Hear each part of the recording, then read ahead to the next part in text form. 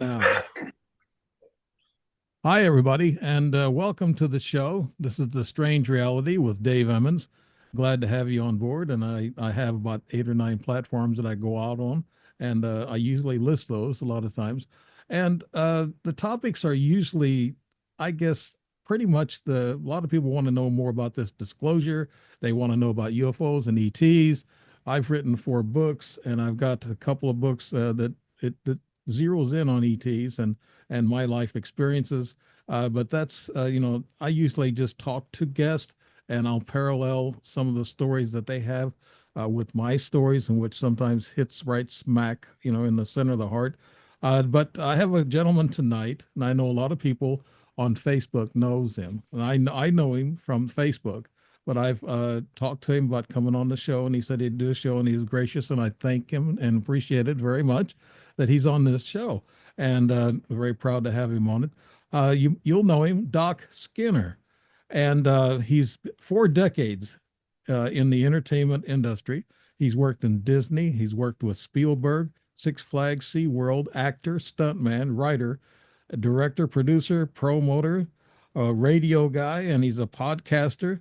He's been with OG Sports Manager, Future Space Tourism, Gateway Wheel Space Station, new upcoming movie franchise trilogy in pre-production, and then he's got the rise of the, I guess, Jett Parker. That's me printing. Doc, I told you a while ago my printer went out and I had to do all this printing, and it's messy. It's a lot sloppy. But so, and he's a panelist and editor, and he's with third phase of the moon, and he's been with a lot of top people in disclosure movement, and he's talked about some of. He's got some pictures of some. He'll probably show us. He showed me pre-show, and then he's had this Christmas song or music.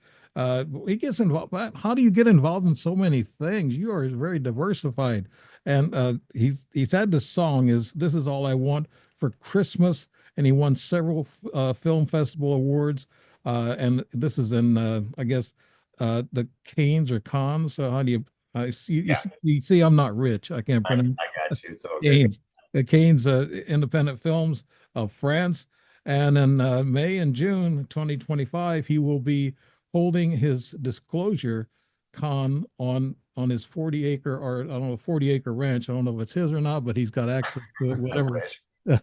But yeah, Doc Skinner, welcome to the show, buddy, and thanks for coming on. And tell Oh, us a little bit about what you're doing right now and what you plan on doing in the future.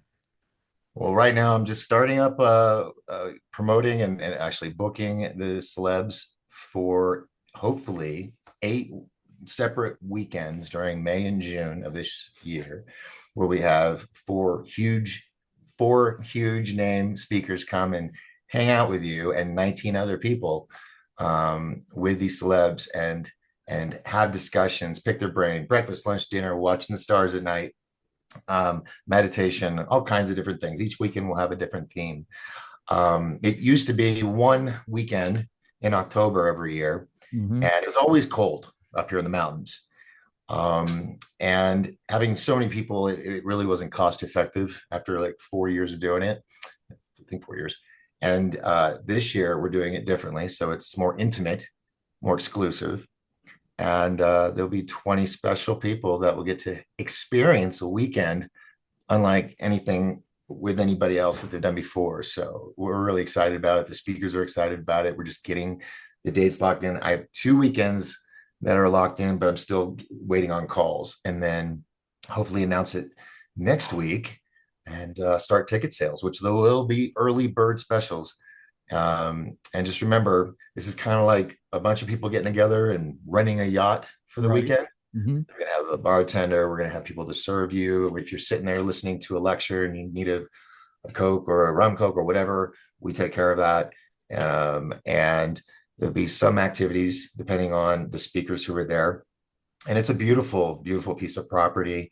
I mean, we're going to have a bus or something transport everybody from the hotel to the location because it's in the boonies, but it's worth it when you have 50 elk walking across the drive, the long pathway over by the pond. Right. Um, it's It's a magical place. And what state is this? This Montana or Wyoming? I'm taking a guess. Arizona. Arizona. Oh, I see. Now, let me just put something out there. When people say Arizona, what's the first thing you think? Tucson, Phoenix. I think Sedona. That's my favorite place. Yes. Well, think of like the Colorado Rockies as if they were bleeding down into northeast Arizona. Mm-hmm. We're about 7,000 plus up to 10,000 feet. We got a ski resort up here. And we have this thing that most Arizonians don't even have. It's called seasons. Yeah, yeah, true. So, yeah, it's a, I won't ever be anywhere else unless I have to do a job or something, but this is home base from here on out. And I love it here. We have more, there's a certain pine tree forest that we have here, and it's like the largest one in the world. We're the number one log cabin vacation rental destination in the world. We have more log cabins than anywhere else in the world. Right. Um, and we're not saying everybody move up here. Are you talking about near Flagstaff? 3 hour, we're 3 hour, we're on the east corner. We're about an hour from New Mexico. I see. Yes, I've been through Snowflake where Travis Walton lives. that's exactly where I'm at. Well, Really? not Snowflake, but I'm about 20 miles from there, Yeah. in Sholo, Arizona. Yeah. And yeah, Travis is, yeah, he's never gone anywhere. He's stayed humble where he's at and does the Yeah. same things every day. His story stays true. Right. The family, I madly love the family. They're just all wonderful people. Yeah. Um, Yeah. I dropped by his house in Snowflake, and I had I guess he wasn't a deputy sheriff. He's some kind of a officer of the county, and he told me where he lived, and it was easy to get to. Snowflake's not that big, and yeah, he said he's a simple guy, but he's a real nice guy, very humble guy, and that's where I just before I reached his destination, I got hit with a hailstorm that caused me a lot of damage on my car, and it's the first oh, time Arizona had, I think, tornadoes in 50 years. They had five of them up in northern, like in Flagstaff, mhm. on the interstate there. And yeah, it was. I remember that area, and I was trying to head for New Mexico to get out of the storm, and I could see it from a distance. And I said, "Oh my goodness!" But I still got the damage, but I made it okay.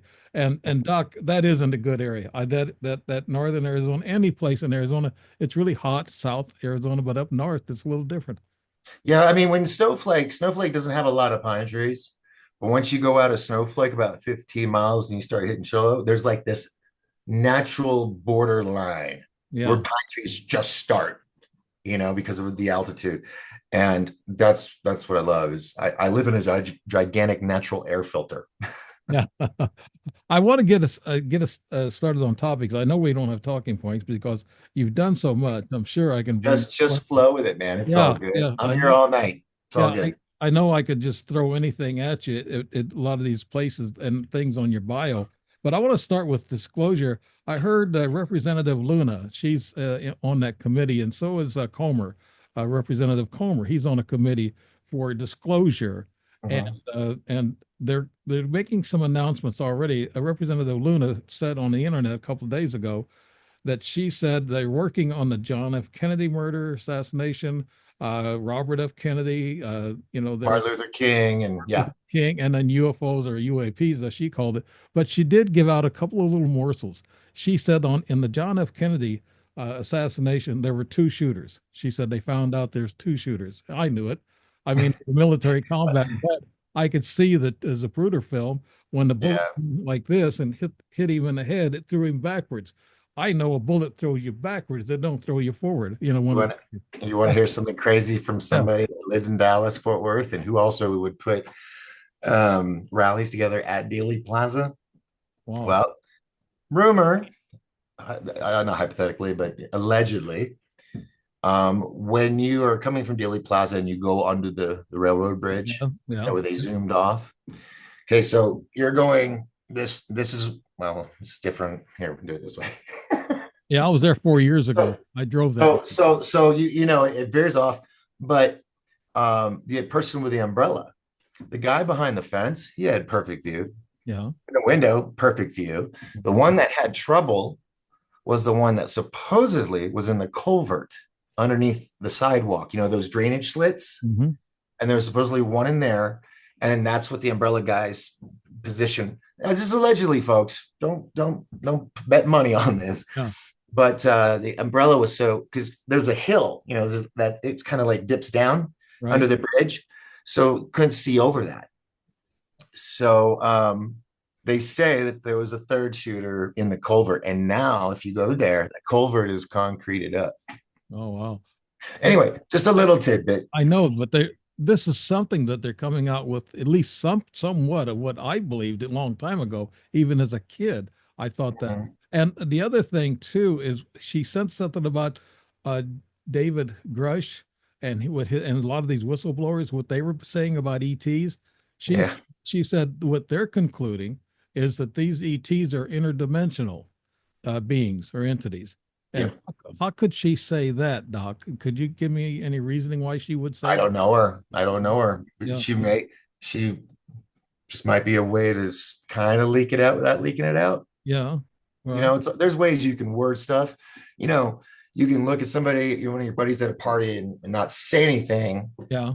but you're saying something. Mm-hmm. Yep. I appreciate that some of these politicians are doing that now, because the president is going, yeah, let's do all this. And so they're feeling a little more free, because there's so many that have been on committees that do get to play with the fun toys, Yeah. you know. And it's going to, now I understand when, like in movies and books, where the aliens are talking to us saying we're just infants, we're infants in this grand scheme, and we really are. I mean, there are some of us that focused on this throughout our life, and we have a pretty good grasp on it, better than any news broadcaster, except for Knapp, because yeah, that was his thing in Nevada. But it's going to be us. I mean, it is us. We're the ones that are doing the true reporting, the true investigative stuff, and releasing of information. We're all whistleblowers in a sense, Right. because we're continuing to blow the horn. Now, the one thing I'm not, just kind of wore me out, and I stopped doing my show last year, was everybody had a web camera, everybody had a YouTube account, and everybody regurgitated what me and everybody else were saying. And then they regurgitate what the other people were themselves, they're amongst themselves. And it was like, that phone call game. You start and you say one thing in one person's ear, and then they turn around, they say it to someone else. By the time you get to the end, it's completely different. That's right. Yeah. And too many chiefs in the village, however you want to look at it. I didn't want to be a part of that anymore, doing shows, because for the 8 years, I was kind of the Johnny Carson of this world. These investigators, these researchers, these whistleblowers, abductees, and all that. And so I was blessed to have amazing guests. And my last official week, was like a Johnny Carson farewell every night, 5 to 10 guests, all on board. Some at my, had the cousins, brothers, and Travis and his son, everybody in my studio. And I mean, it was almost teary-eyed. It was really awesome. And so I love all these people. And when they hear that I'm doing Disclosure Con, they just go, let's do it. There's like no questions asked. And I've learned that they're people that have extraordinary jobs or extraordinary experiences, and the ability to share it with others. So yeah, I'm very, very touched to call a lot of these people my friends. Well, And Doc, it sounds like you were very successful in podcasting. Do you miss it? well, hold on. What do you mean by successful? Well, you said you had all these guests, and Yeah. you were you. I didn't have 50,000 views, but everybody that was on there was true, and dedicated. They were always there every night. But these big players saw that I was real. I wasn't trying to push no agenda or anything. Let's just come on. Travis, all the times I've had, never, no, wait, hold on. Yeah, I've done 2 interviews with him after knowing him for about almost 10 years, and never spoke about the abduction. We were talking about cars and music, Oh, because, really? Yeah. well, yeah, why not? Everybody's heard the story. If not, send them the link, give them something new.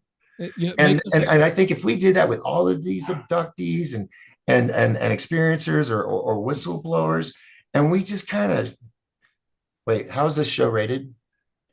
The show? Yeah. Uh, you mean like R rated or no? It's PG mostly, but Okay. All right. a We're good. few a few R's can slip out. Yeah, I was catching myself and I was like, wait, I should ask. Anyway, where was I going with that? I got threw Well, me off. you know the community standards nowadays. I mean, they're starting to change, but they're still a little tight. So you got to be careful about certain things you say. But I can always Mhm. preempt you and have a disclaimer by saying this is for educational purposes only. Okay, there you go. Yeah, yeah. I used to have that trail at the bottom of my screen too. But some, I upset Zuck years ago, and I felt the backlash for many years. I'm hoping that will change soon. But this was before Elon and Zuck were going to do this whole cage match. Zuck had worked out, he was still a little scrawny guy, Yeah. Yeah. and I kept getting censored and truth fact checker BS, and I was just getting angry. Finally, I did a show, and I went on the camera, looked, and said, "Zuck, you, me, cage match. Money goes to Underground Railroad so they can find kids and all this stuff." I said, let's go. And if I win, you get rid of the fact checkers. You win, I walk away from Facebook forever. Within 20 minutes, the video was taken down. And that's when all the real trouble started. Yeah. The And community. anything I made out of 8 years about $300 doing podcasts Oh because wow. they kept restricting me and taking away all my monetizations and all that. Yeah, shadow banning. I know I've witnessed that quite a bit myself, and I know there's a few names like I told you about the CE5 group on Facebook. I get to Mhm. come out and tell it. Yeah, I'll tell it.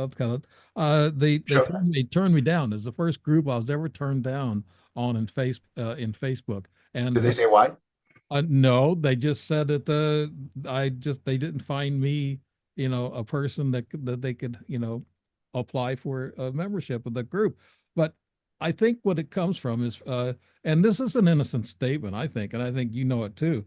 Dr. Stephen Greer, he's the head of the CE5, and he's got it franchised, I guess, across the country.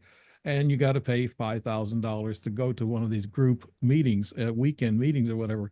But Mhm. and I made comments like Dr. Stephen Greer plays both sides of the coin. Maybe that's what got me thrown out of the Oh, group. I'm sure it is. Yeah. I'm sure it is. And I'll just say this right now. Greer, I did some interviews with him for Third Phase of Moon down in Arizona or down in the Valley. And where was I going with this? I had a I blank out because I had a stroke a couple years ago. So it's like my Oh, brain okay. shuts off. Okay. Remember what was I saying? Yeah. Yeah. This is like the senator, what's his name? The guy that's had a stroke, and now he talks really Fetterman. Fetterman from. Oh God, yeah. I'm not. I hope I'm not that bad. No, no, he was bad a years ago, but now he's very level-headed. He's bipartisan. He actually plays on both sides of the aisle, and that's great. They He's a cloned him. a sensible guy, but he They cloned him. oh they cloned him. Oh, okay. Okay. I'm just having fun. Oh, that's okay. Yeah, Yeah. that's a Yeah. whole other show. Oh yeah. Well, I'd like to talk about that too because We can, we can. Look, there's so much that's going on in so many different levels. It's beyond an onions of layers. And it goes with, religion and spirituality and science and physics and quantum physics and dimensions and beings. And I'm not a flat earther, but God, let's throw that in too. The outer realm yeah. is where all these aliens supposedly come from, where they come from the future through a Stargate, or that we supposedly found, and it just happens to be the Dean Devlin. It's like, I'm going to write this story. He was on an interview radio show up here, and the radio guy was like, so what inspired you to do Stargate? And he goes, well, after we had the so-and-so rebellion and all this, I thought, hey, this could be a great movie.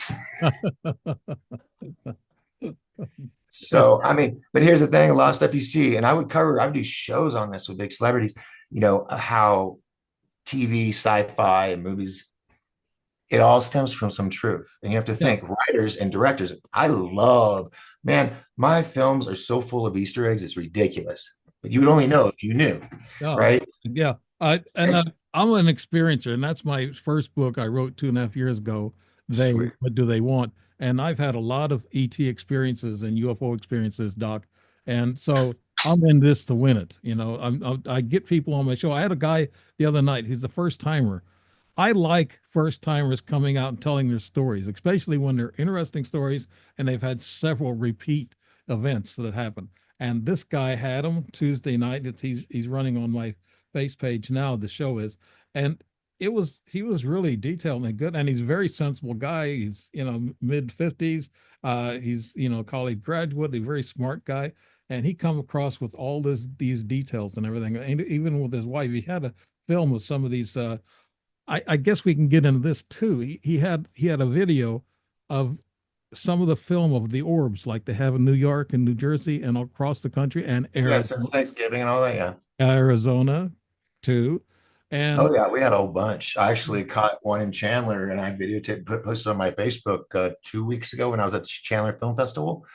I was in the parking lot building, mhm, and I just saw these three big bright lights in triangle. right, And I was looking for my camera, and I got out. One had already faded away, and there was two left. So I watched them, and then they slowly went this way and then faded away after a few minutes of other airplanes, because it was right in the traffic, for Phoenix Airline or Phoenix Airport.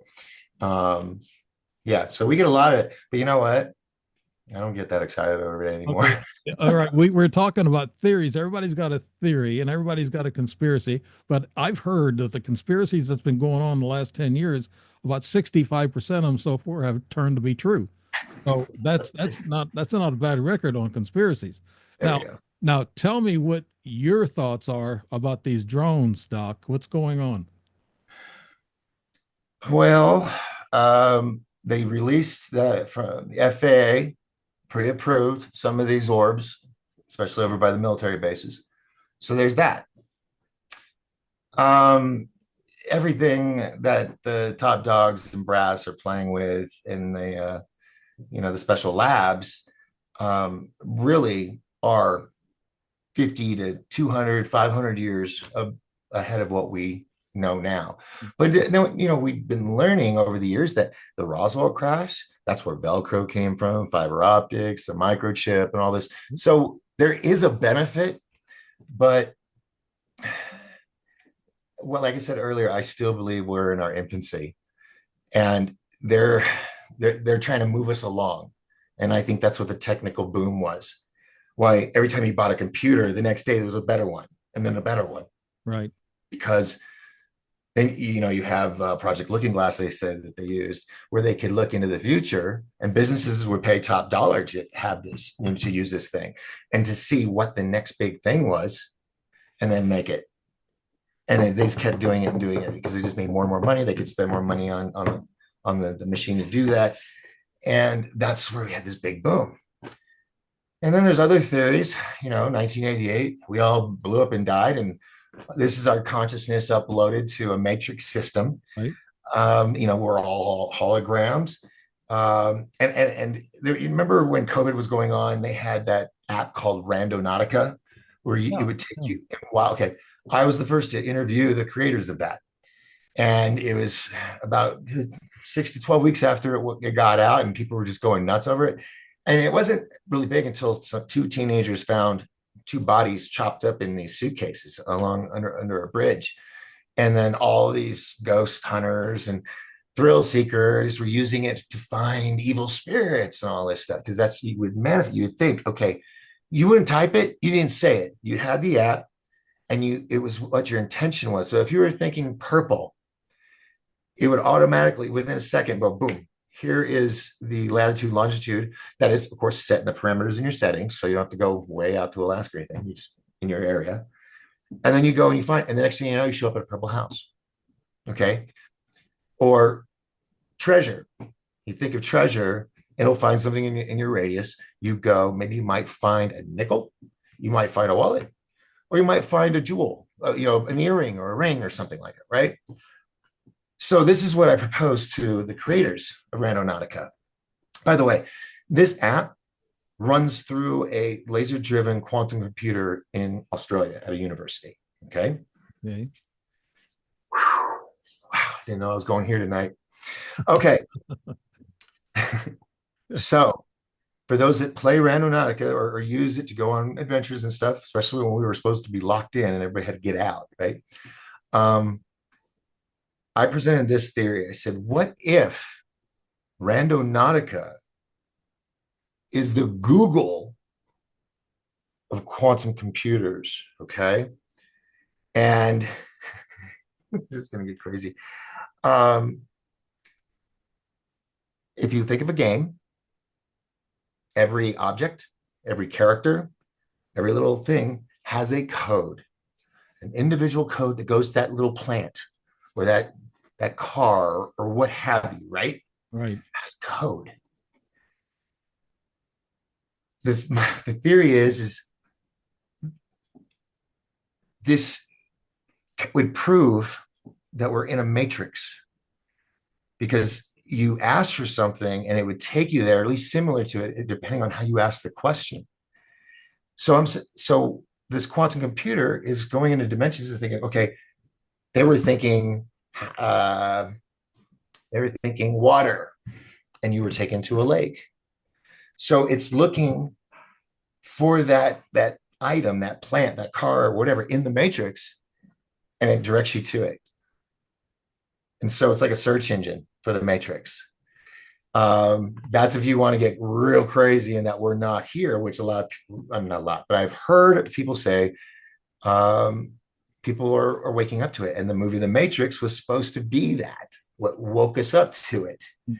And supposedly the Wachowski brothers, or sorry, sisters now, um, they supposedly got a DOD or a DARPA report on the dark web, about the Matrix, and they ran with it with a storyline, you know. And of course, they had Warner Brothers behind them and Keanu, and it was just amazing. Yeah. But if you're really aware of all this and you're just not into the 9 to 5 grind and being a parent, all this stuff, if you truly paying attention and you watch these movies, they're not for just entertainment. It's the producers, the writers, the director, whoever, putting in Easter eggs so the smart ones catch it. It's like in the Matrix when the first thing that happens to Keanu, he wakes up and it says, "Follow the white rabbit." There's a knock on the door. Someone wanting to buy, some digital drugs from him, and then he sees a girl with her, and it turns out she's got a white rabbit. And he's like, "Hey, you want to come hang out with us?" He goes like, sees the rabbit. He goes, "Yeah, sure." So, and if you think about it, all these people, everybody really, that's having deja vu, or seeing things that foreseeing things. But then you have the dark side that's constantly trying to oppress us with bombardment of just stuff every day. When it used to be like once a month, I mean, when you had plane crashes, Yeah. it was once every other year or so because of really bad weather. Not every single day the past month and a half, 2 months, whatever it's been. There's another one today, another Clyde. I mean, yeah, I get it. There's a lot, and the numbers that people show. Oh, there's 22,000 with all that happening this year and that year. Yeah, I'm not talking just little maintenance issues, which are added to that list, to crashes. It's all together. Um, Could it's something else be causing it? I know I want to take you back to the drone thing and give you let you say the final decision on. I know about half of these drones and stuff are made by us. Then this, I'm yeah. assuming that we got a dark government or shadow government that has made all these things 400 or 500 years, and where they're ahead of us in this the technology. They don't want us to know this technology. But I'd say my impression on this whole drone thing is half of them are ours and the other half belong to the ETs, and they're here and they have underwater bases and they have lived here for some time. I ran into one in Sedona. I tell that story quite a bit, so I don't want to go into that, but humanoid Asian gal, and that come to my house 5 months later with two young guys, and they dumb me down. So that's how I know she's an ET. But I know that they walk amongst us, like Dr. David Jacobs said. But what is your opinion on that? That they're half ours and half actual ETs, Doc? Mm. Um, well, hybrid, yes. Uh, There's so many theories Yeah. that they've either come back, they're humans in the future, but the world's so devastated they've been living underground, so their skin is white and their eyes are big and all this. Um, you know, that would make some sense. And living underwater with the technology they have, yeah. But I had one, well, yeah, I had one really big encounter that I remember, and I told on my show many times. It was quick and easy. It wasn't anything spectacular, but after it happened when I was 3, it's like I was able to do stuff the kids couldn't do. I was a lot smarter. And so it's I believe with I remember all the pregnancies and the babies being taken away. That was a period of time that was agreed upon with our government to allow them to abduct a certain number of people because our government knew that this race was dying out. And it was us, it was our ancestors, it was our, our lineage in the future. So, this is one of many theories. Um, and they're trying to save it by bringing their intelligence with our body that can handle being in the sun and whatnot. Right. And then that there you have your star children. You know, we are in something that's so much bigger than just UFOs, apocalypse and Armageddon. It is something that I have come to learn is there's really nothing we can do about it. But do you know who Terrence Howard is? Yeah. Yeah. He's a Okay. scientist. Okay. You watched the Joe Rogan interview? Right. He's Okay. he's a very out of the box thinker. Yes. Yes, and he's got like 187 or 197 patents, and some of them were things that were allowing us to have internet. And listening to that interview, he talked about a certain situation with the sun birthing planets over eons. And because the universe is expanding, right? Right. Okay. And then you have the sun has the electromagnetic sphere kind of thing, the toroidal ring, the donut, of energy. Mhm. And that allows us to have hydrogen and water and all that fun stuff and life, right? That gives us what's called the Goldilocks zone. Okay. Right. But if you go further towards the sun, towards Venus, it's hot as hell, right? And then you have Mercury, which is just charcoal. And then you go the other direction outside of the Goldilocks zone, you have Mars, which we know anybody with common sense that's seen the documents over the past several decades. There's a city on Mars called Sedona, has the face on Mars, the pyramids. And then there's that huge crack in the side, on the backside, which is like 1,000 times bigger than our Grand Canyon. Well, Grand Canyon, Mars. Oh, yes. I have a problem sometimes. I'm like Elon Musk, my brain is always Yeah. exploding with thoughts. So I have to kind of keep myself on track. Well, you're a creative guy from your background, your resume too. Well, I mean, Yeah. you've done everything. So You know. thank you. So what he was mentioning was that the space expands, Mhm. okay, and we've been in that Goldilocks zone for millennia, but there's going to be a time, which could be now, where the sun, like 9 times before, spit out chunks of matter that eventually got into an orbit, built more stuff glued to it, and melted to it, bigger and bigger. Right. As that's happening, our orbits are moving, expanding, right? Mhm. And we're moving out of that Goldilocks zone. And then you watch all these movies, how the end days, it's everybody's breathing for air because we don't have much oxygen because we're getting out of that ring. That's global warming. Yeah. It's not us and hairspray and cow farts. Yeah. It's we're Sure. expanding from the sun, making way for Venus to be the next Goldilocks, and then eventually another Earth, as Mars was before us. That's why we can't go to Mars. I love Elon, but we can't. It's just you have to have dome homes. It's just fun. If we, I have a story working on where what would society do when you knew you had this long gap between the Earth going out of the Goldilocks and Venus coming in, and then healing and coming to life with plant life and whatnot, and then come down like Noah or the Anunnaki and see the planet. Right. It's a cycle. So it's way beyond politics and money, being laundered and all this stuff and crazy criminals. It's the ones that know that this is bigger than we know. That some say we're just a prison planet for our souls and whatnot. And that's why we don't remember anything when we start a new life again. What we don't remember the past life, most of us. Um, and they just cycle us in. But I I don't want to say wholeheartedly believe because I haven't done the hard science dive, into all that information. I would like to speak with Terrence Howard because I would like to talk to him about putting together a film on this. And I mean, it's not something that you and I would probably worry about, but 2 or 3 generations down the line, yeah, we're gonna have to find ways for oxygen. Either we're gonna have too many people, or we're gonna, we could blow each other up. I don't know, but all of that stems from fear because we don't understand that we are involved with a cycle, and it's just That's a very interesting idea that you come up with Terrence Howard, that we get bumped out and then another ring starts with the sun and we're bumped back, and then Mars, it they're saying it was around. destroyed by atomic bombs with Well, it was the other planet, the lizard people planet, yeah. that shot. They were boom boom. It was like ships fighting in the ocean. They were shooting at each other's planet, and one hit Sedona, and that's where that explosion debris kind of pattern is.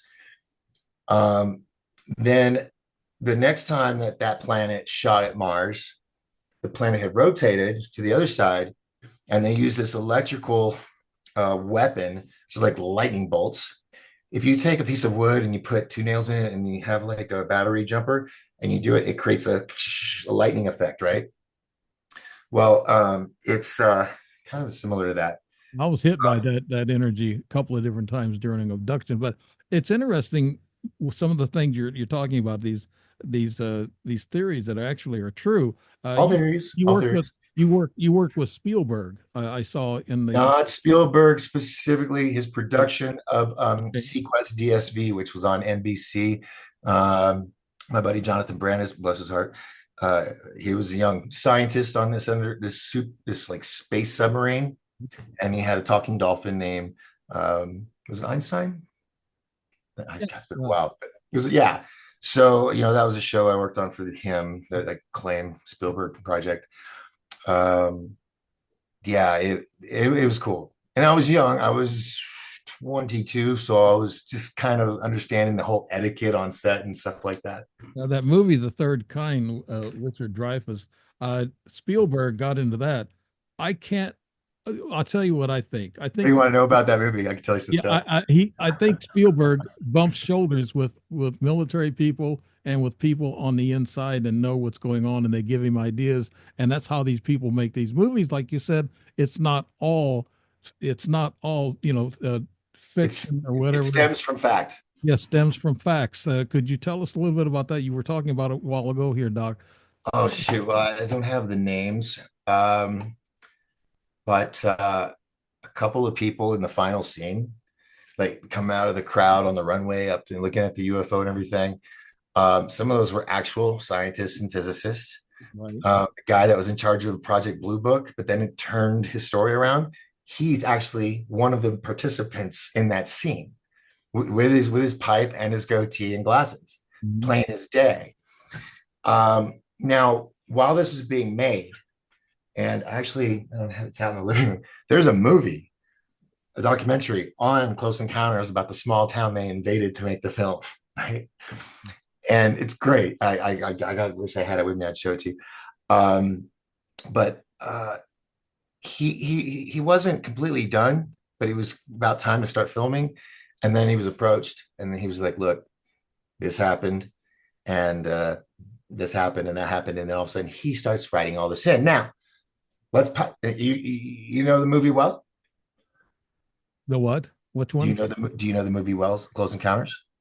Yes. Hmm. All right, let's do some quiz then.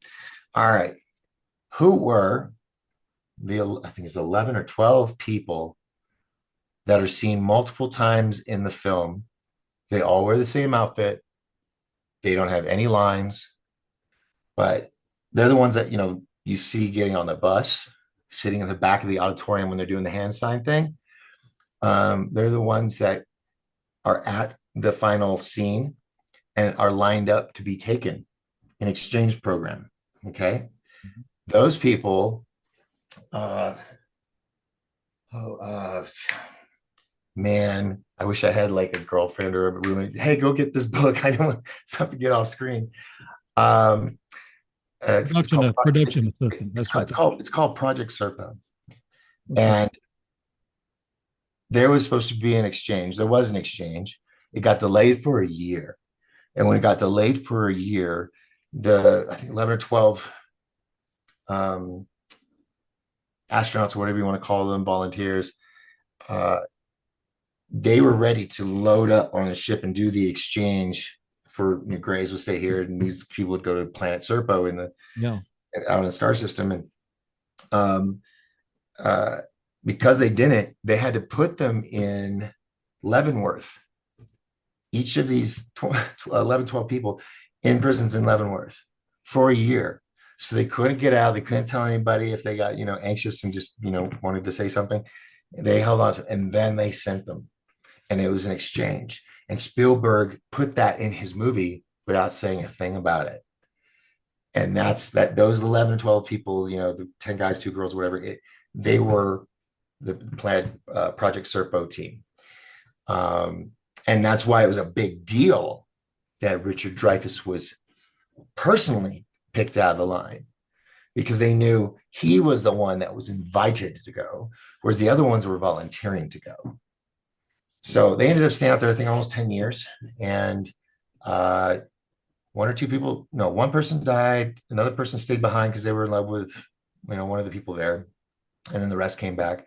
And there's books called Project Serpo. I'm sorry, Planet Serpo. Planet Serpo. And yeah, it's really great stuff.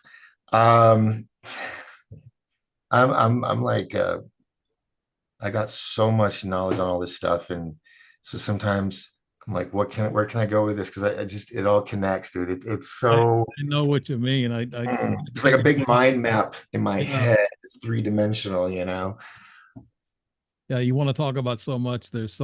And I get that way on these podcasts So forgive me. when I get to guests like you that have a wide range of topics and knowledge, and it's you want to try to get to everything that you're doing and find out what is actually going on, and that's part of my job. That as a podcaster, that you try to get this out of people, that what they know. You want to show people that this is enlightenment. This is what we need to know. So Yeah. now, working with a lot of these big shots, or these ufologists, talking heads, what are some of the most fantastic things you have heard from them that they've told you on the sly, or can you even talk about it, Doc? Well, I can tell you one about Travis Walton. Okay. His son, Luke is amazing, great actor, spitting image of his dad when he was young. And we were at a Denny's in Sholo. It was like 2, 3 in the morning, and because I was working at a bar, and I left and we went and had breakfast. And I don't really talk to him about that when I'm with him or his son or any of the family at an event. That's never discussed. It's been discussed to the ground, into the ground. Yeah. But he wants to redo Fire in the Sky because Paramount really, Hollywooded it up. He's like, I wasn't naked, I wasn't covered in goo, I didn't stick my hand in some guy's cavity chest. Yeah. So we're sitting there, eating our breakfast at 3 in the morning, and he says, I've had a lot of time to reflect on it and think about it. And his story's never changed. It's just his perspective of why it happened. First, it was abduction, right? Well, now, wasn't it accidental where they hit him too much with electricity and they stopped his heart and they pulled him? What happened is he ran under there so fast that when he stood under it, the UFO was powering up to pulse to go out, right? No. And that pulse hit him, stopped his heart, and threw him 50 feet back like a rag doll, right? And then, the, the guys, they're all freaked out. So they're like, screw the road down. We're just going down the mountain through Right. trees, and then when they came back, of course, he's gone. And what he believes now is that that pulse under it is like what did it and killed him, stopped his heart, and that they picked him up to heal him, but it took 5 days, and then returned him on the road, Hebrew Overguard, which is town in here in Arizona. Anyway, so I leaned over. I was like, "So Travis, are you to say that you're the first man in history to be run over by a UFO or backed up over by a UFO?" So yeah, he thought it was kind of funny, but yeah, it's crazy story. And he and I, we just rather talk music, which he loves to play guitar. Him and his son, in cars. He loves cars, as you know. Um, and yeah, so what was leading into Travis a bit? Going Yeah, a little bit. I led into Travis where I was talking about. I visited his house and I saw several. Yes, yes. I didn't know about him playing music. I played music 42 years. I've got a couple of guitars in my podcast studio here, and I play drums and guitar. So I'm a musician also. So Nice. we tend to kind of stick together. We're kind of a family, us musicians. So yeah, and you play music, Doc? Well, you No, had a bongos naked only.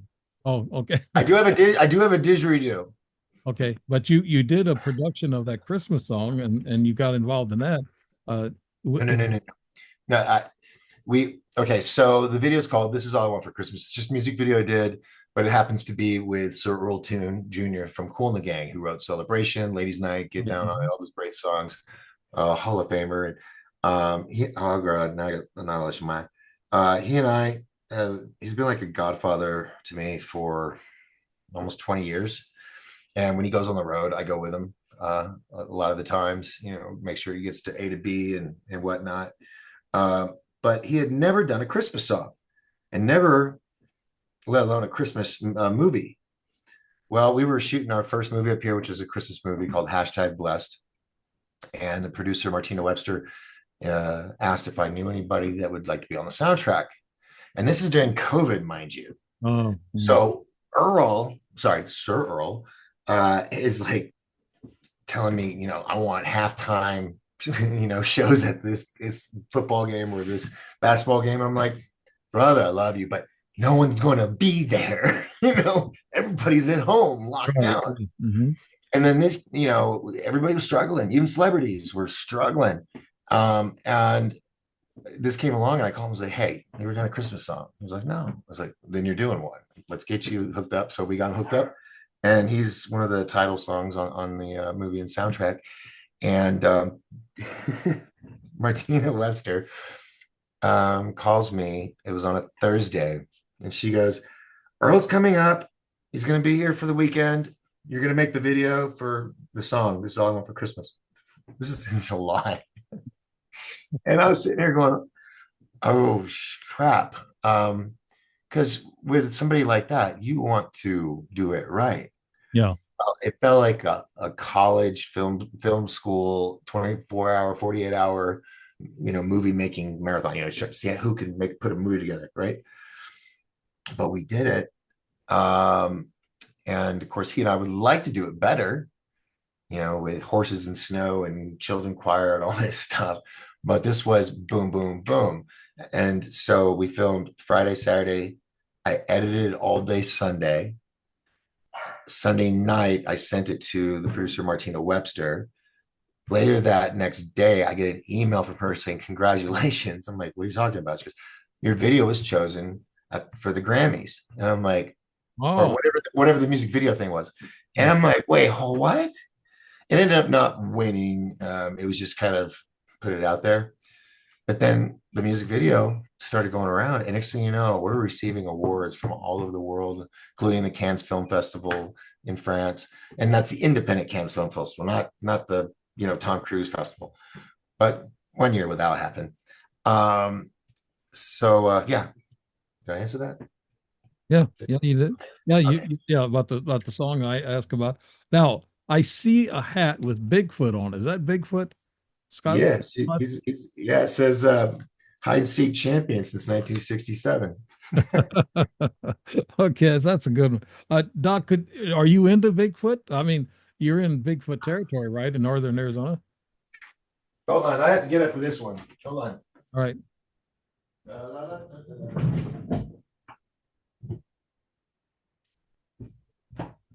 I take this off of my display. Yeah. Oh, wow. That looks huge. So here's my head. I know. You can see, That's a real you can, casting. yeah, you can see the toenails Yeah. a little bit, Yeah. but I have three. This is one of them. One was on the border of California and Oregon. The other two were on a reservation near me. So, so yeah. I don't hunt them. I don't go for it because that's looking for trouble, in my opinion. Yeah. But I've had weird experiences. It could have been a bear, but I was in a tent at a campsite, pitch black along a canyon. I mean, no moonlight, nothing. And I was camped about 20 feet from the dumpster that they had. And then there's a staircase that goes up about 100 feet up to where the bathrooms are, but it's like no lights. It's like you're walking through these steps and pitch dark. And I was like, well, I'm not going to go. I'm not going to go up there. So I went over by the dumpster and relieved myself. And I heard a like that, right? I ignore it because I'm half asleep. I go back and I call my tent. Next morning, I wake up to the ranger trying to lift this dumpster back up.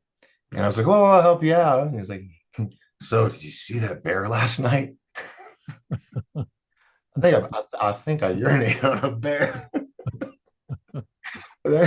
Yeah. Anyway, crazy stuff. Sorry. Back to what we were saying. Hey, so he wasn't a bear, you think? All right. Well, it was just pitch black and there was stingy smell. Um, it wasn't like a smell where it made me want to run. Mhm. Uh, so it could have been a bear. It could have been, I don't know what, but it knocked this, those huge dumpsters, Yeah. two lid dumpsters or whatnot. And it just knocked that thing. It was full. So it wasn't like it was empty and light. Uh, I have no proof. I just have the experience. Mhm. Kind of like when I had my UFO or my alien encounter, which I never saw an alien, never saw a UFO. All I saw was a big bright light after I floated down the staircase. This is when I was 3 years old in Sacramento. Mhm. And it's like I looked out the window. My bedroom was over the garage facing the street, and I see my grandmother with her gray shit. I don't know. We called it a General. It's like one of those old tanks from cars from this 50s and 60s. And she's like, "Come on, it's time to go. We're going to the park." And it's daytime outside. But when I turned around in my room, it was nighttime. When I go to the bedroom door, I open it, I go past the bathroom, down the hall to the staircase. And if I kept going further, there's my parents' room on the backside. Well, I got to the top of the staircase, so I'm standing up like, this. And all of a sudden, there's like light. It's like it's a form of light that was down at the bottom of the stairs. But there was no source, if I could say that. Okay. So I'm up on the steps and I'm like, okay, so I start falling like this. And I'm just floating. And my parents, we just moved in the house, came from Dover Air Force Base to Sacramento, and my dad had installed a pool. So I had been taught how to doggy paddle at 3. So that's what it felt like. So I start doggy paddling, and I'm just floating down the staircase, right? Get to the bottom, I get to the door, and I open the door, and there's a big bright flash. And then it's nighttime, California night, dry, but it's silent. And all of a sudden, crickets started coming back and everything. And I'm going, Grandma, Grandma. And so I didn't see her, so I closed the door. I make it up 2, 3 steps up the ladder, or the staircase. And my father comes around the corner with a rifle with my mom over his shoulder, ready to shoot, thinking I was a burglar. So I got a big lecture for sleepwalking and whatnot. Fast forward to 16 years old on a plane with my dad. And for the first time, he brings up anything like what we talk about ever. And he talks about the Inca pyramids and how they may have been built by other beings. So I brought up, I said, Dad, you remember when I was 3 and you almost shot me? Yeah. I said, I never got to tell you my side of the story because you guys never listened to me. So I told him. And when I told him what happened, I was expecting him to say, oh, it was just a dream. It was just a really lucid dream or vivid dream. And he goes, that wasn't what he said. He said, I have to tell you this, son. It's been ever since you were 3 years old, it has always pondered on my mind. How did you open that door? My dad was Air Force, did top secret stuff. And so he was like security buff. There was 7 locks on that door. I'm 3 years old, like 3.5, three and a half feet tall. There's no way I could have reached all those. Right.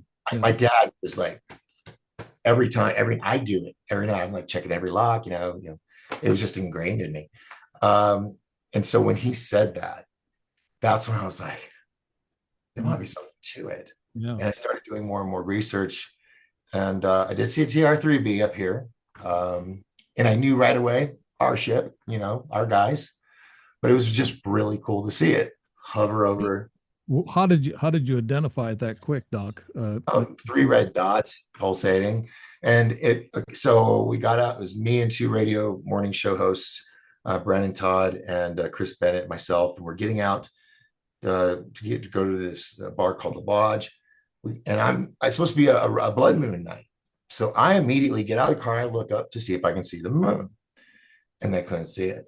But across the street, above all the pine trees, way up high, were these 3 red dots that were slowly pulsing. Now, but if you imagine it as a solid object, triangle, it was as if it was doing this because it was moving so slow, but pulsing. And it just went right over the trees. But before that happened, I immediately go, oh my God, it's a UFO. Now, Brandon Todd doesn't believe in ghosts, Bigfoot, and nothing. He's that dude, right? Mm-hmm. Until this moment in his life. He was like, no, dude, those are oh my God, they're moving. And I was like, I told you. And so Chris saw it too. And he was all excited thinking aliens. Immediately, I'm thinking, TR-3B. Now you ready for the fun part? If you take a perfect line and you take it from, crap, now that I'm saying it, I can't think of it. Airbase, Phoenix. Okay, not Luke Air Force Base. What's the other one? Oh crap. Then there's okay. I don't want Luke. Anyway, there's another one. It's there's a base here, and then there's a base in New Mexico where the TR-3Bs are supposedly being stored, right? And this was at 7:30 at night on a Thursday. And if you draw a straight line between those two, it goes right over the Lodge Bar and Grill. Oh, wow. I saw, I think, well, what I saw was a real ET triangle that would come right over my head about 35 feet up over my head. And my mom and 2 brothers down the street, my mom lived down the street from me, and she saw it, and so did my 2 brothers. It was huge. It covered about 9 houses, and it made a hissing sound that had slats underneath of it. Like there was some kind of energy coming out. It had 2 glass globes in front of it. It was 15 feet long, about 5-6 feet wide. I don't know what those glass globes were, but they weren't stabilizers. They weren't lit up like the back 2 were. The back 2 were lit up, and it was going real slow, about 35 miles an hour. Yeah, stabilizers. Hence why the triangle I saw was wobbling. The faster it goes, the more stable it is. So it's like a dog paddle when it's just kind of moving around real slow. It's beautiful technology, and I can't wait till it becomes what's what I'm looking for, available to people. I like for them to open up a lot. They're not only disclosure, but I like for them to open up the technology that they can tell us about. Maybe they're afraid to because they're using some of that technology against us. So they're using it for their gain. Yeah, for their gain. Various or not. Yeah. for their gain. That's a good way to put it. Oh, going back to Bigfoot, I believe in Bigfoot highly. I know I've had guests on my show that's told me about Bigfoot and they've had pictures, and I believe in them highly. I've never seen one, but I've seen several ETs. I've seen 6 UFOs. So I believe in them greatly. I mean, they still bug me today, So they're Once it happens, it's like you can't go back. no, It's yeah, like yeah, you've come too far and there's no swimming back. right. Um, Now, all the people that you've been hanging out with, and you had some pictures earlier. I don't know if you want to go back to them. I could. I'm gonna show you one. There's And then several actually. tell us about some of the people who's told you some stuff that kind of made you squirm in the chair. Well, the one I'll squirm in my chair. Yeah, are I'm throwing. usually the guy that makes people squirm. Oh, okay. Uh, Or throw your head back and look up the ceiling and start. Terrence Howard. I haven't met him. I haven't hung out with him. I want to because he made me go, dang, I've listened to him, and it's very interesting. Yes. right.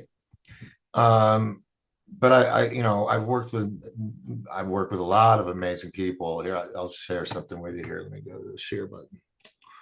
There we go. I think that's it. Yeah.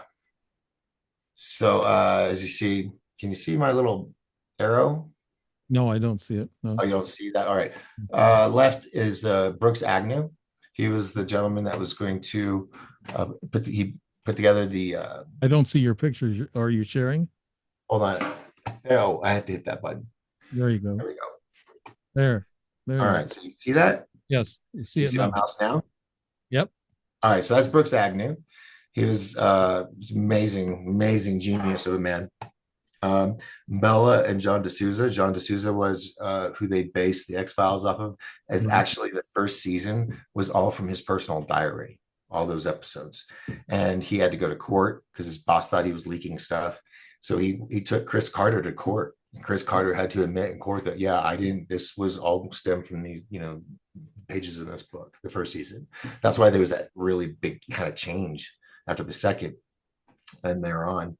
And then, of course, we have Jim Goodall back here in the back, Paul Asteria, Ben Chasteen, and then Mike Berry. You might recognize him from Ancient Aliens. And then here's me and the Cousins brothers, John D'Souza at his place with Jim Goodall. And I just love these guys, especially the Cousins brothers. They took me under their wing and allowed me to be kind of like a Forrest Gump, just obscure edge of history and certain things. And then, yeah, we do a lot of hanging out. That was first day I met Jim, and we just knew we were going to be best friends and have been ever since. Of course, there's Goof On, Richard Giordano, if you know who that is. No. Out of Miami, and then Nick Pope, Travis Walton. I forgot his name. He was a MUFON guy. Okay. Now, Nick Pope, has he ever told you anything that was really interesting that's outside of what he says on TV, Doc? No. No, it's getting to a point where there's just a lot of talk. Now, there's talking and a lot of open-end statements right. that allow people to get out of things. And it's I don't know, man. It's just crazy how, I don't know. Am I still sharing this? Do I need to turn that off? Yeah, you still trying to see if there was anybody else that right off the bat. That's a girl from American Psycho right there. But we'll close that out. So I have to hit the stop there. And one guy looks like David Grush. That was with the Psycho woman. He kind of looks like David Grush. Wait, hold on. You mean this one? Hold on, just share. That one? Yeah. That's me, bro. That's you? That is you. That's without a hat and without a stash. Oh, yeah. Yeah, that's me. How things can change. My goodness. Yeah, she was in a movie with another actor. That's Jamie Brewer right there. We did a film with her called Turnover. and just a lovely family film about a restaurant owner who's dealing with a lot of stress, ex-wife and all that. And he's got these crazy employees that all of a sudden were hired without his permission. And he's trying to deal with all this. But yeah, it's a beautiful film. And we shot it in Long Beach. And then we got to present it at the Idlewild Film Festival in Idlewild, California, which was my very first film festival and the beginning of my journey to being a screenwriter, producer, and director. Yeah. And very grateful for that moment. But it led from the movie that I did with her. You So know, Doc, you were talking about that all these talking heads and people they talk and there's no answers or there's no conclusions in what all their theories are and everything. Are you think us ufologists and us experiencers are into almost close to the final chapter and we don't know what to say next? That what you're thinking, Doc? it's all I can speak is for me personally. For me personally, uh, I feel like it's time for me to retire and just do little guest appearances here and there, not go full time. Because one, I wasn't making any money doing it, but I was getting out there, working on all these films, and it's a lot of it was just regurgitated. Yeah. But I really wish there was a grading system like junior, sophomore, senior level information. You Mhm. start with the basics, and then you end up to quantum physics and like hadron collider and flat all this crazy stuff. But you start somewhere, and I feel like most places I listen to or go to and listen to podcasts or information on the channels, it's regurgitated and left open ended with "Are we alone?" Ancient astronaut theorists believe. Right. Yeah. Always. Nobody wants to hold on to it and say, "Hey, we are not alone. We've never been alone." They've been designing our history behind the scenes, and we're just little pups, trying to do our best. Adults are just grown up children that can act like children, if they need to be. It's we are we're there are some really intelligent people, but the majority of people, they're just They're they're not. just along for the ride. They just want to get their clock in time here on the earth and then go home. You Yeah. know, and some of us are willing to. It's like the movie with Arnold Schwarzenegger where he goes to Mars, Total Recall. We'll recall. You know, Yeah, people say, we put our asses on the line. That's what we're talking about. Yeah, yeah. "Mhm. So yeah, that's Oh, true. people being assassinated for revealing the truth." Yeah, I've had Secret Service on my show. I've had the ancestors of Jack the Ripper on my show. The guy that had that show on the History Channel. Um, I've had can you believe little old me's been tailed a few times by followers or some stalkers? I know, isn't it fun? You feel like, hey, Yeah, somebody really wants me. Somebody and likes me. yeah, and then and it didn't stop until I went to the police station, and Oh yeah. I said these four have followed me and watched me from the back of my, from back of my porch and near the dumpster and everything, and they were watching me there, and then they followed me on the road, and I thought to myself, oh crap, what the hell is going on now? So after about four of these visits from two or three different guys, I just went to the police station. I turned it in. I even turned in the time, the dates, and everything. I said, "These guys been following me," and I said, "What can you do about it?" And they said, "Well, we can only trace this one phone number that you got on a text." And they said but those numbers will never trace back probably. So the police don't have no idea what's going on in the shadow government or what's going on with these types of things. I Some think do. They don't they stay quiet so they keep their job. Yeah, some have probably had ran into incidents with people who had reported this stuff, and the cops were there, and they said, "Okay, yeah, but they can't, like you said, they can't say anything. They don't want to really commit to themselves to this." But I think there's more to than the ETs that are withholding things from us. I think we have a shadow government, a cabal, and an elites that run this world, and the world banks that are rich, $60 trillion rich, and they're the ones who's controlling things. I think, Doc. What do you think? as long as I can remember, they have, but things are changing. Yeah, People are losing the security clearance. People yeah, are getting fired. People are getting booted. And, new sheriff in town, things are happening. A lot of people are afraid of it. And I think the ones that are afraid of it because they don't want stuff revealed that could connect them to it. yeah. Like the Diddy list, which supposedly he spouted off every big name in court the other day. And doing what we do, it doesn't shock us because we've known about it for so long. Being in the entertainment industry, I knew about the dark side. That's why I ran to the mountains, and trying to be anonymous didn't work out because I ended up being a part of an event, and then everybody overnight knew who I was. And I was like, okay, I'll use my powers for good. Yeah, it's like back when I was younger. It says the dog that barks the most is probably the one who pooped on your porch. Right. Yeah, that dog knew about gaslighting before people knew what the word was. Yeah, and even Elon alluded to the fact. He said when you get close to the target, he said you'll see all the rats and roaches run for it. And that's what's going on now. A lot of these people they're afraid they're going to be caught with corruption, and I'm I thinking, know, let's be fair. Both sides of the aisle are doing this. It's just not just one side. Let's I say, know. yeah, But get your popcorn, yeah, just sit back and yeah. watch. I really think that's the real thing that's coming forward is all this disclosure now. And with this one committee, I believe in this Representative Luna. She's a nice gal. She's straightforward.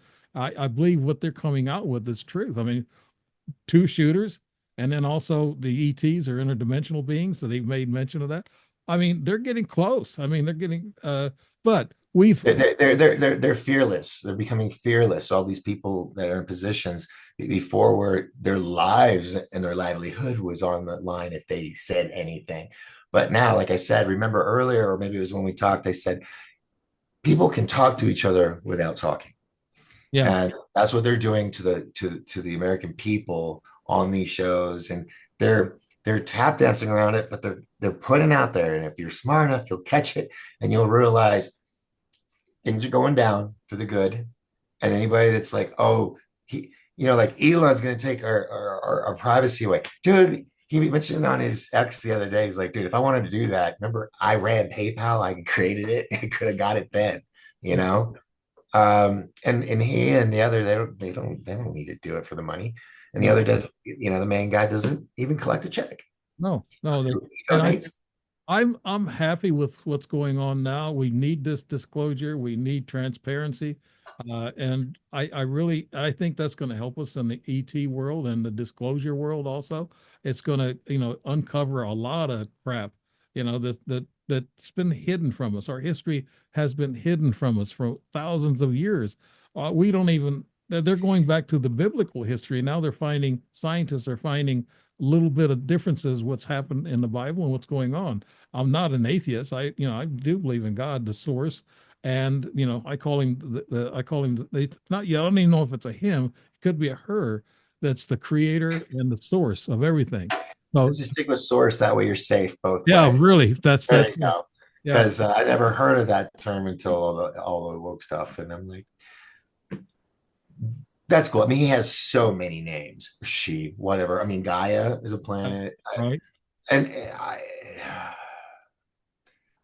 what if we're just like Sim City for some alien on a craft somewhere and we experience it like it's a full life? Maybe it's an hour long for them, you Yeah, know? Um, there's so many ways to think about, but so many things are compelling. Now, I don't believe that all the birds were killed and they're replaced by robots. That the guy even said after a year or two when it got so big, he's like, dude, I was just making that up. You all ran with it.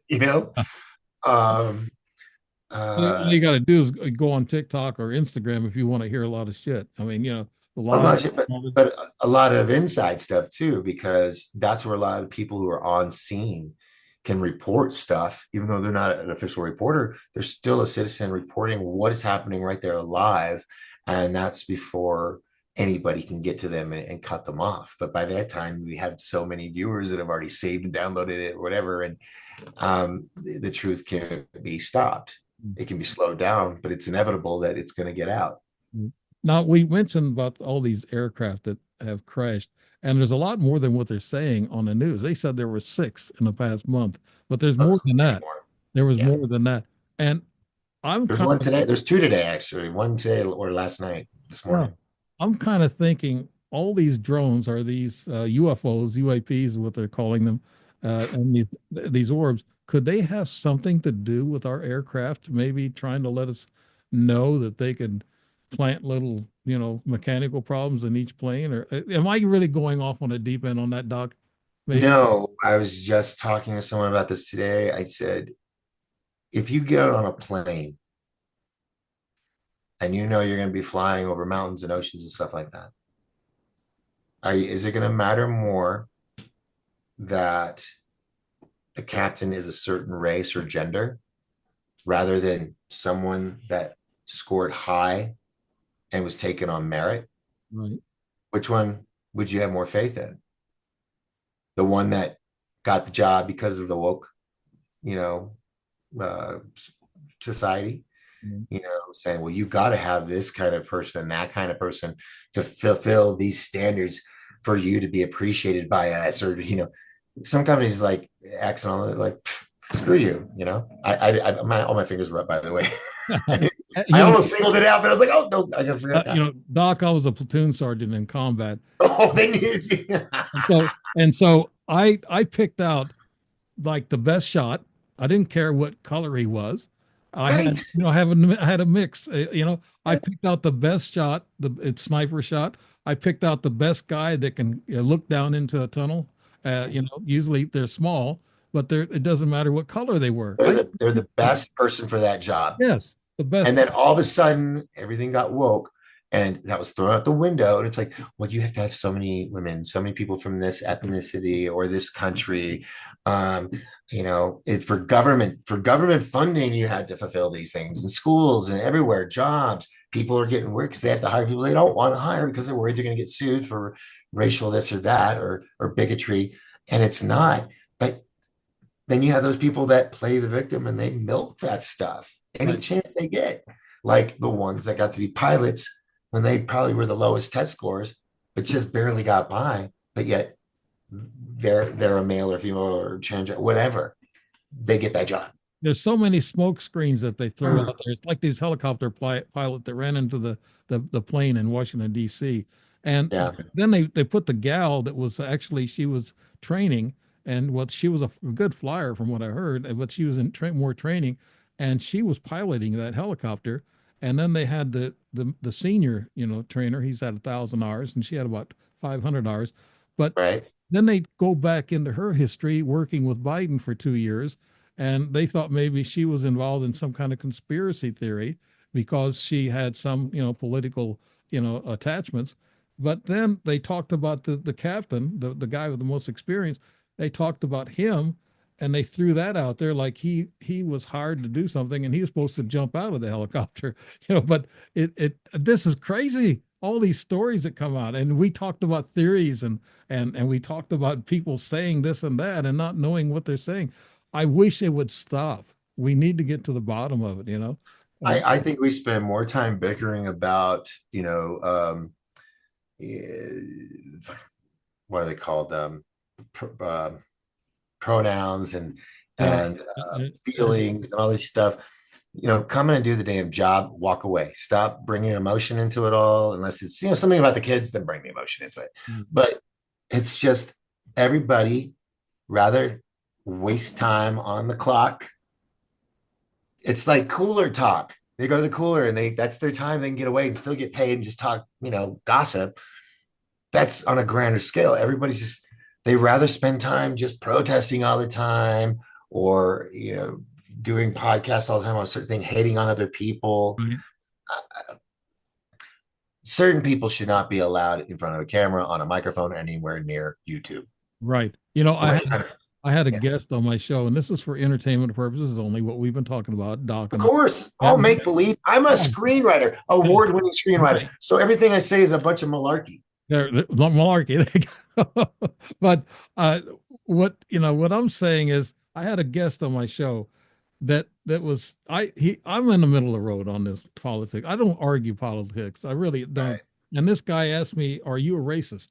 because he knew something about me being, a moderate, and I looked at him and said, "No, I'm not a racist. I played music with black guys. I grew up with black guys. I was in the military with black and Hispanic guys. I married a Filipino woman." I said, "Am I a racist? No. Good. Don't, I know don't hit me with that. That's." pe- people did that, but I mean, I'll show you right here. Let's see this real quick. Um, Boom, boom, boom. Like right here, this is Marvin Glover, dear friend of mine. Yeah. Uh, and then you might recognize this. This is Carlos Carrasco. Um, did you see Speed with Keanu Reeves? Yeah. Yeah, He I was the did. cook. He was the chef, the cook guy. Oh, okay. But he was also bigger in the Latin community. There's Ania Peebles. She's singer and actress. Um, but yeah, Well, you've been to rubbing some elbows with people. yeah. So what I'm saying is, I'm not racist. I'm not a bigot. I No, work for these people. and most So of us aren't. We are not. There are some that are, I agree, but I yeah, am not, and a lot of people that I know are not. And my God, that I think what they do, they get down to name calling is all they got, and that's what it is. It's a last resort statement. When you don't know how to respond to anything else, you just say you're a racist. You're a bigot. In some way, you hate me, and I'm a victim because of it. But I'm going anyway. It's just, dude, I just want to pimp slap them. Just shut up. yeah. Go, But go live your life, raise your kids, do your job. Stop being a freaking lemming. when we were kids or teenagers in high school and we got in a fight with the other guys and everything, we always, you always have to, fight in school, and these guys will approach you and they'll call you names and stuff, and you're sitting there and you don't want to get into the name calling because it doesn't make any sense, So I'm standing there thinking, well, I don't want to say nothing. I'm either going to fight or I'm going to turn and walk away from this problem. And I think Yeah, turning and walking away is the best, but I fought a lot of times. I was, yeah, kind of a strong person, worked out with weights most of my life, but I defended others also against this type of thing, about bullies and things of that nature. And it didn't matter, what color they were. I was called, they call it the N lover. They called yeah, me. How could I be a racist? So, like I said, we're getting we're getting into territory that's way off, but it also goes into UFOs and ETs. There's been a lot of black people, a lot of Hispanic people who's had experiences, but you don't see too many of them coming out and talking about it. I wish yeah. they all would. I Yeah, would, Barney Hill and his wife were like the yeah, first yeah, they interracial did couple. first, yeah. Yeah, Yeah, and I'd like to have, all these people on my show talking about their experiences. That's where I'm at with that. That we can take that with our political argument, not argument, but the things that we're thinking about, and take it into the ET and UFO and disclosure thing. That it doesn't matter, who yeah.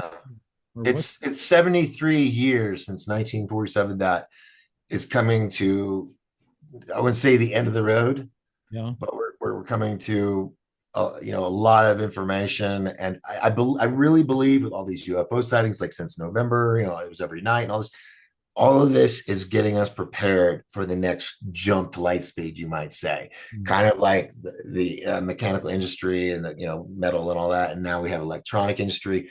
Everything's moving faster than faster. Who is it that Boeing or just shot a plane that's so fast it's anyway. Oh um, yeah, yeah, 2,000 miles an hour, yeah, Mach 6, something like that. well, they Uh, had to because Tom Cruise did it. this is my book here. Oh, We nice. we were supposed to meet, and it's a sci-fi book. I thought Okay. after 3 books, I thought I'd write a sci-fi and give it a try. There's two of them that's making a little money, beer money, basically. And like you said, you don't make much money on these topics. You really don't.